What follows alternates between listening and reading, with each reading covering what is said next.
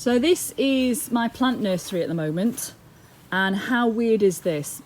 Okay, so what we have is they have the polytunnels over here, which we'll be getting new covers on in the next few weeks, and that one to the left is actually the plant nursery. I call it the propagation tunnel. That will be that was used in spring, and it's currently empty at the moment. It's drying just the last of the beans, and the reason it's empty is because it gets too hot in there. And when you're seed starting in the summer, even late summer like this, it's really important that you have the right temperatures. And it just so happens that here, I discovered last year, is the right temperature for most of the late summer, autumn and winter crops. It's great because it gives it enough light, but you have the shade as well, which creates that nice temperature. And here we are. This is how I'm raising my seedlings. It's not perfect, it's by no means professional, but it's what we're doing at the moment. And you have to start off small. When we started our businesses back in the UK, you have to be able to walk before you can run. You have to be able to prove that what you're doing is going to work before you can invest in equipment, etc. And sometimes investing in the proper equipment can help from the start. Chateau, what are you doing? Coming out. And this is what I'm up against as well, dogs. One annoying dog in particular. Come out. So we are just doing everything as basic as we can.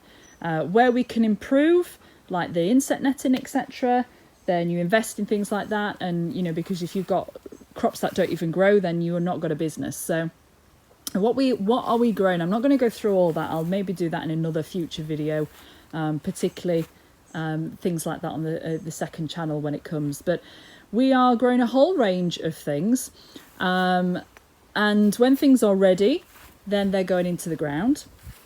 For instance, this is spinach. So this has got about another week or so, and then that will be going in. And then over here we have kale, and we've already got kale in the ground as well.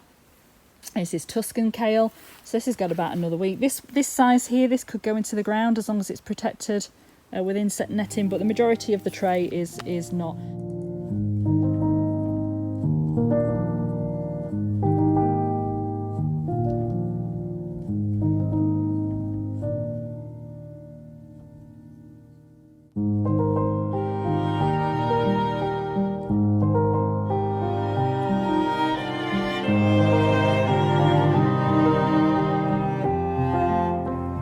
So I'm just planting some beetroot. I've been succession sowing beetroot for the last sort of month or so now, for the autumn and the winter.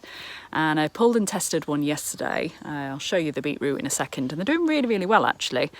Now the weather's starting to cool down a bit. It's in the mid-20s most days. We're getting a couple of, it was 34 the other day actually, but it's a bit like spring now, where the weather's quite erratic again.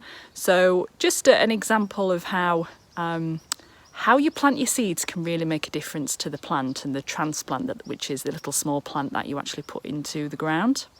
So here's the beetroot I tested by pulling up. So they're starting to get a good size, which is not bad. And these are the cell trays that I've been planted into. So this is a cell tray that I've just planted some beetroot from, and these cells are very small, very deep, which is good for root growth, but very small, and it can be hard to get them out. And what I do is I multi-sow beetroot, so I actually plant 2 to 3 seeds in each cell, and each little seed can often give you 2 or 3 beetroot seedlings. And then what you do is you plant as a clump, and then you pull the biggest ones out, as they grow, and then the smaller ones grow on. If you want really, really big beetroots, then you can actually plant them as singles. But to show you a difference, look how small those cells are compared to these ones next to them. And these plants are a little bit more mature, but not much, and they've done so much better, and they're also easier to get out of the cell trays, out of the seed tray as well. What this allows, actually allows the plants to get a little bit more freedom with the root growth, and that in itself is a really good transplant to put in. Whereas I've just been, you can see, it's really hard to get the rest of those out, and there's a lot of beetroot wasted. So part of this season for me is deciding which cell trays to grow which vegetables in to start them off in. I can certainly say that beetroot performs in this bigger one a lot better.